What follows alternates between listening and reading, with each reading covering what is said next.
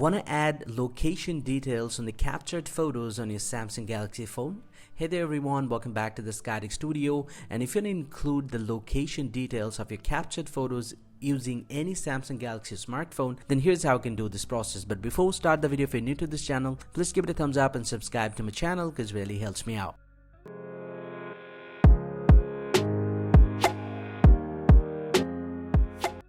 Well, so not to add the location tag, you just should open up the camera application from your Samsung phone and then simply go and tap on the settings option at the top left. And once you're here inside the camera settings, you just need to scroll down a little bit and you'll get to see the option location tag. It says add tags to your picture and videos so that you can see where they were taken. So if you enable this, go ahead and tap on while using the app, and once you do that, from now every photos and videos will include the location details with the picture and videos. Hope you find this pretty helpful, guys. If you do, please drop a like and subscribe to the channel. See you guys around, and thank you very much for watching.